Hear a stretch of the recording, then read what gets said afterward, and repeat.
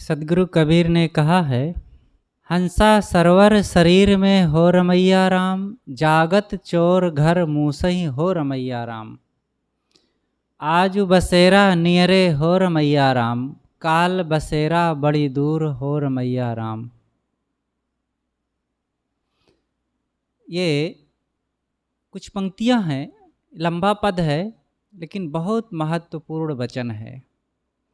सदगुरु कबीर ने जीव को राम शब्द से संबोधित किया है। साहब के ज़माने में वैष्णवों की परंपरा रही और वैष्णवों से साहब का काफ़ी अभिन्न लगाव था। काशी में स्वामी रामानंद थे ही और उनके पास आना जाना साहब का बराबर बना ही रहा। अब वे राम उपासक थे। जो बाहर से राम को माना गया है, अयोध्याधीश दशरथ पुत्र श्री राम, उसके उपासक थे वे। और सदगुरु कबीर आत्म उपासक थे, लेकिन शब्द साहब ने उन्हीं का लिया और अपना अर्थ दिया। राम, राम का अर्थ ही होता है, संतों ने, ज्ञानियों ने राम आत्मपरक अर्थ किया है। रमन्ते योगिनो यस्मिन इति रामः। योगी जन जिसमें रमण करते हैं उसे राम कहते हैं। रमण से राम शब्द बना है। रमण, आत्मा में रमण करो। क्या दुनिया के राग रंग में, विषयों में रमण करना। रमण करने का मतलब है उसमें डूबना और उसमें आनंद मारना, आनंद विलास करना। तो बाहर क्या आनंद है? आत्मा में आनंद है। आत्मा में रमण करो, परम आनंद है वहाँ। तो सदगुरु कबीर कहते हैं, हंसा सरोवर शरीर में हो रमैया राम। हंस शब्द से भी साहब ने आत्मा को संबोधित किया है। हंस एक पक्षी होता है, श्वान अंग्रेजी में जिसे कहते हैं। हंस, हंस का मतलब होता है, हंस की परिभाषा लोगों ने किया है। कहा जाता है कि हंस दूध और पानी अगर मिला हुआ दे दो तो दूध को खा लेता है, पानी को छोड़ देता है। अब ऐसा कर पाता है कि नहीं कर पाता है, ये कोई हमारा प्रयोग नहीं है, देखे नहीं है। हो भी सकता है ऐसा। हंस की चोंच में तीव्र खटास हो और दूध में डालेगा तो दूध फट जाएगा, छेना को खा लेगा, पानी को छोड़ देगा। ऐसे हम लोग भी कर सकते हैं। मनुष्य तो कर ही सकता है। यहाँ पर सार और असार को, करड़ी और अकरड़ी को हम पहचानें और जो कर्तव्य है, जो कल्याणकारी है, जिससे शांति मिले, वो कर्तव्य करें। लेकिन मनुष्य के पास ये भी तो पहचान नहीं है। क्या खाना चाहिए कहाँ जानता है, गलत चीज़ें खा लेता है। पान बीड़ी तंबाकू खाता है, शराब अंडा मांस खाता है। ये मनुष्य का आहार तो नहीं है। फिर हंस इसे कैसे कहा जा सकता है? इसलिए साहब कहते हैं कि हे हंस, तुम्हारे शरीर में ही वो सरोवर है। हंस के लिए कहा जाता है वो मान सरोवर में रहता है। मान सरोवर एक बहुत बड़ी झील है, करीब करीब 70 किलोमीटर के घेरे में है, जो आज चाइना में पड़ता है। हिमालय पर्वत की ऊंचाई पर है। वहाँ पर कोई बाहर का प्रदूषण नहीं है, धूल गर्दा नहीं है और बहुत ऊंचे पर एक गहरा सरोवर है। बर्फानी पानी आता है उसमें, बारिश का भी पानी आता है और पहाड़ पर होने के नाते पत्थर है, मिट्टी है, वहाँ कोई कीचड़ नहीं, कोई प्रदूषण नहीं, साफ स्वच्छ झील। यद्यपि ये मनुष्य जहाँ पहुँचता है वहाँ गंदगी करने ही लगता है। वहाँ भी पहुँचने लगे हैं आज पर्यटक लोग, और वहाँ भी काफ़ी गंदगी फैला रहे हैं, लेकिन फिर भी स्वच्छ है। तो उस सरोवर में, मान सरोवर में हंस रहता है। तो इस जीव रूपी हंस के लिए भी एक मान सरोवर है, जहाँ पर रह कर के ये आनंद उठा सकता है। और वो कौन सा है मान सरोवर? हमारा विवेक। उस विवेक में हम रहेंगे तो सदैव आनंद मिलेगा।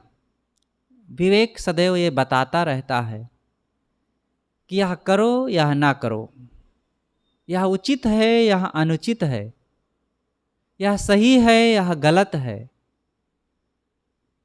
अंतरात्मा की आवाज़ भी इसे ही कहते हैं। सबके अंदर में वो आवाज़ उठती रहती है। अपनी आवाज़ को पहचाने।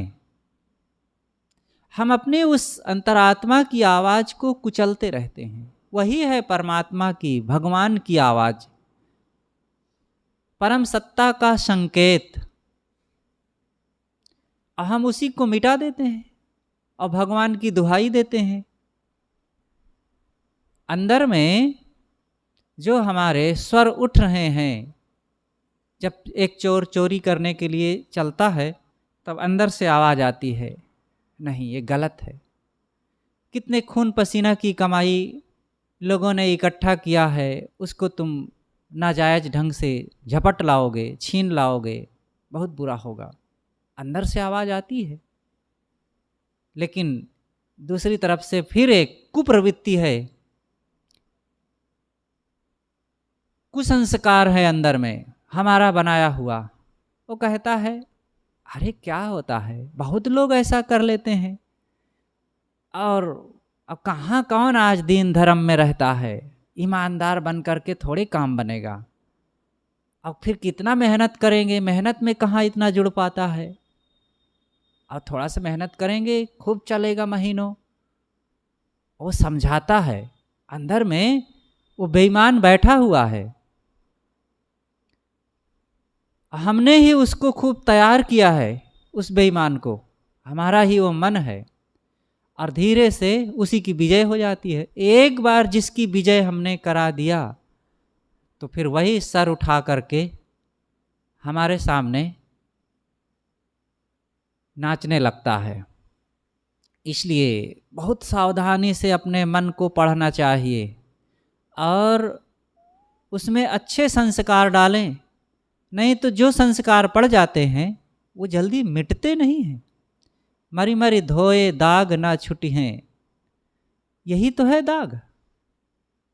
इसलिए साहब कहते हैं कि वो तुम्हारे अंदर में सरोवर है, जो गहरा सरोवर, शांति वहाँ है, स्वच्छ शीतल शांति। अब वहाँ निमज्जन करो, लेकिन उसको स्वच्छ बनाए रखना बहुत जरूरी है। सत्संग में जा जा करके ज्ञान विवेक विचार का साबुन ले करके और साधना करके अध्ययन मनन करके खूब रगड़ रगड़ करके उस अंतःकरण को साफ करते रहो। यही है साफ करने का उपाय। सत्संग में सदगुरु श्री प्रेम साहिब जी ने कहा है, मन को स्वश करने के कई उपाय हैं। ध्यान तो करना ही चाहिए, ध्यान से मन शुद्ध होता है, लेकिन सब समय ध्यान नहीं कर सकते। ध्यान में बैठे बैठे थकान लग जाए तो मनन करो, मनन करते करते फिर समय हो जाए तो अध्ययन करो, और अध्ययन से अब मन थकान मानने लगा है तो भजन गाओ, गीत गाओ ज्ञान के, गुरुजनों की वाणी को सुनो, और इसमें भी काफ़ी समय हो जाए तो सेवा करो। सेवा करें। सेवा भी चित्त शुद्धि के लिए, मन को प्रसन्न और स्वच्छ बनाने के लिए बहुत कारगर साधन है। पवित्र मन से, अहंकार भाव से नहीं, छल कपट बना करके नहीं, पवित्र मन से सेवा करें। निस्वार्थ सेवा, स्वार्थ ना लगा करके रखें। स्वार्थी सेवा दुख देती है। निस्वार्थ होकर के बाल बच्चों की भी सेवा करो, निस्वार्थ सेवा करें।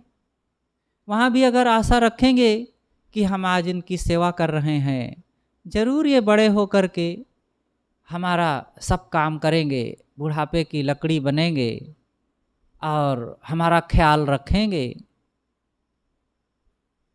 वो ख्याल रखें या ना रखें, आपका ये स्वार्थ भाव आपको दुख देने का ख्याल बनाए रखेगा और इससे हमारा मन जो है अपेक्षाएं पाले रखेगा और अपेक्षाएं बिना उपेक्षा लाए मानेगी नहीं।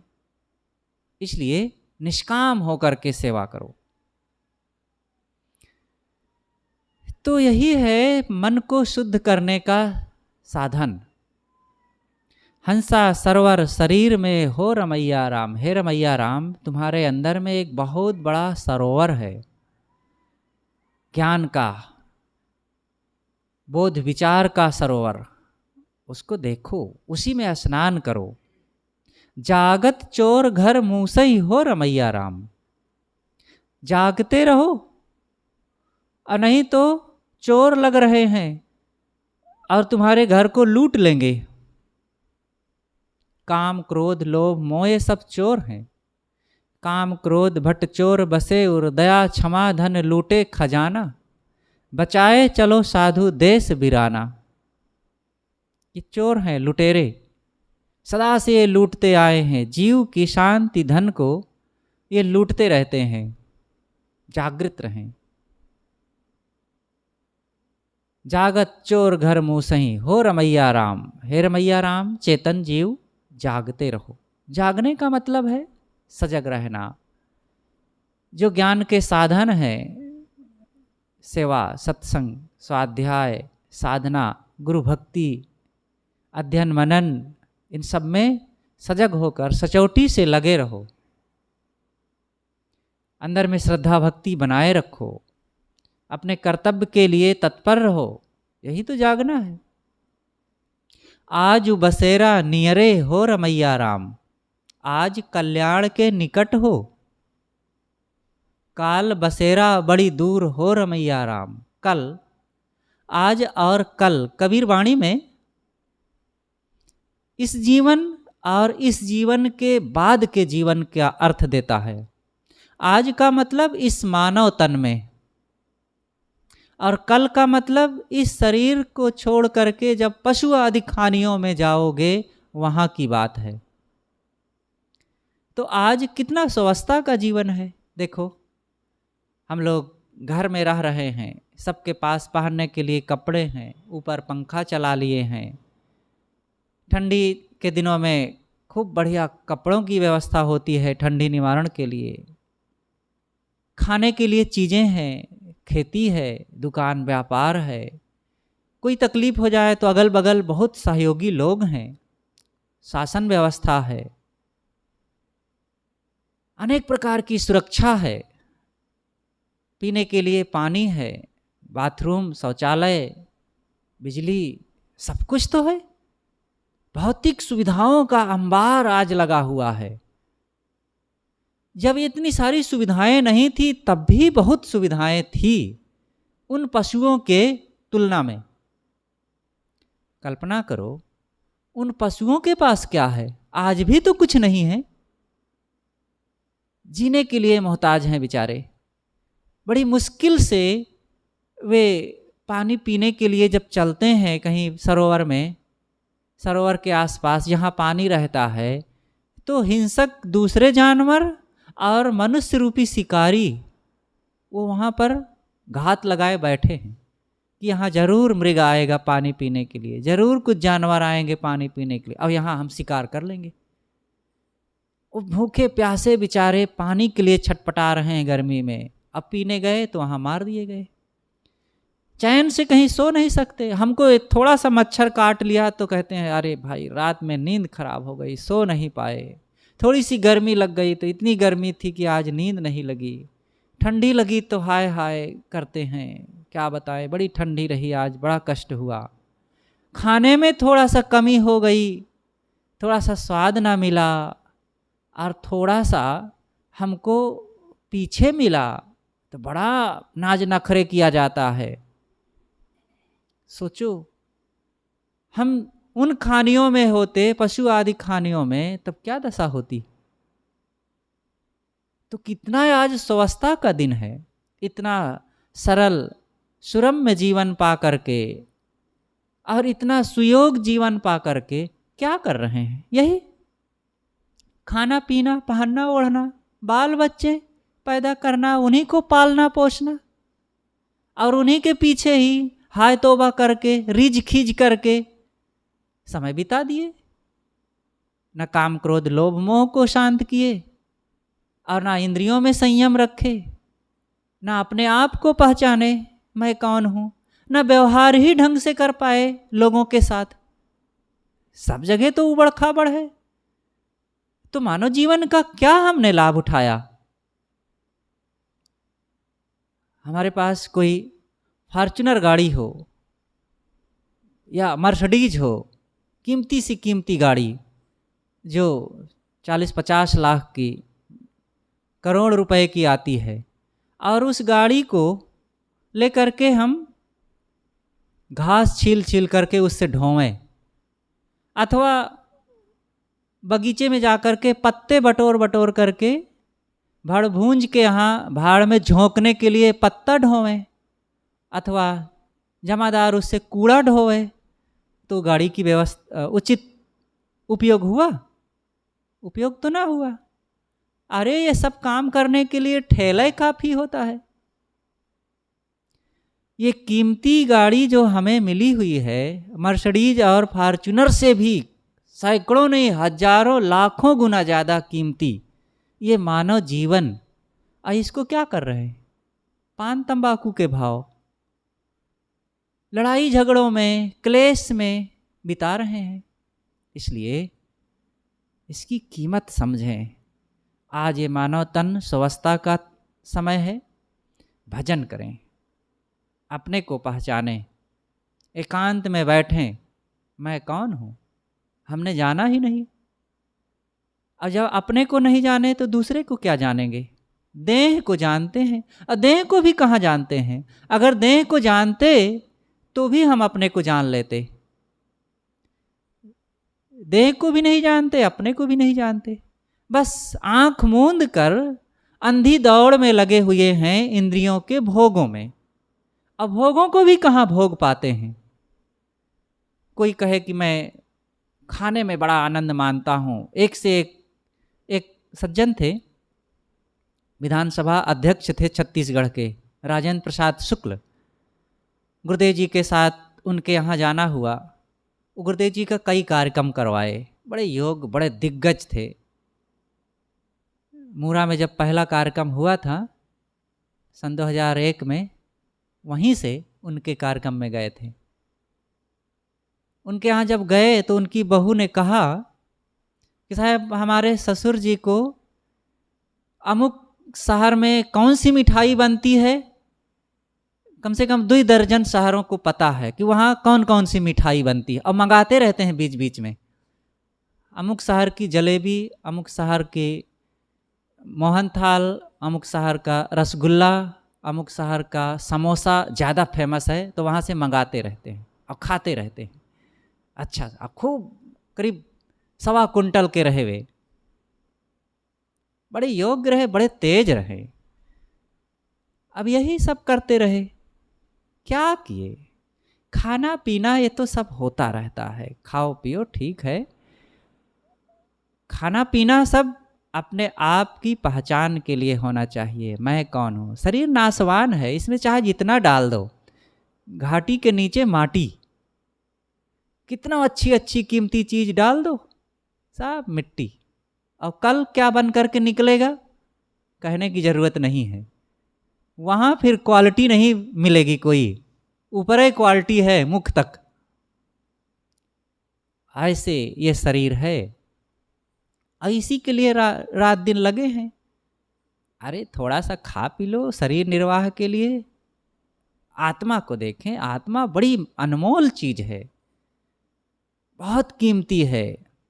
ई सब शोभा तेरे ये बाहर घर द्वार जमीन मकान बाल बच्चे शरीर की जवानी सुंदरता, ये सब उस आत्मा के रहने से सुंदर लगते हैं, जिसके रहने मात्र से, उसकी एक झलक मात्र से ये गंदी विभत्स और परिवर्तनशील चीज़ें इतनी सुंदर लगती हैं। सोचो भला वो चीज़ कितनी न सुंदर होगी, आत्मा, और उसको हम याद ही नहीं करते।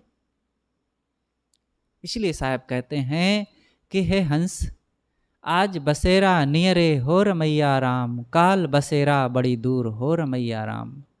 आज कल्याण के निकट हो, अपने कल्याण को पहचानो, वो काम करो।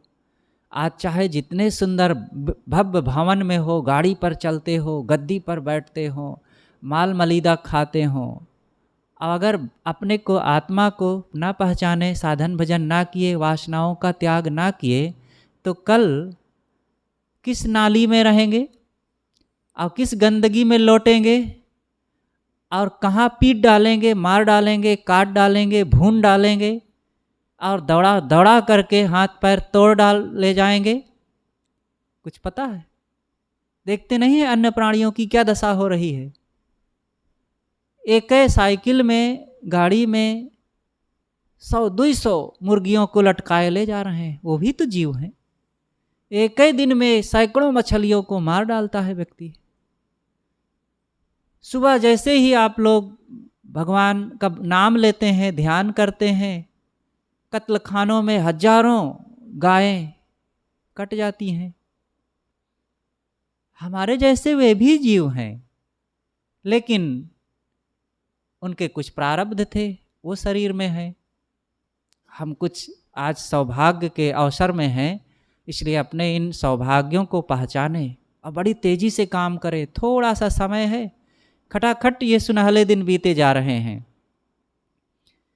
इसलिए रोग आने के पूर्व, बुढ़ापा आने के पूर्व और मौत आने के पूर्व आत्म परिचय कर ले और स्वरूप स्थिति में स्थित होकर के आत्म कल्याण को पहचाने और काम पूरा करें। तो ध्यान शिविर का ये पहला दिन आज रहा, बहुत अच्छे से बीता। हमको ऐसा लगता है, आप लोगों को कैसे लगता है? कैसे लग रहा है? जितना जो मन देगा, सावधानी रखेगा, उतना अच्छा लगेगा। अच्छा लगना चाहिए।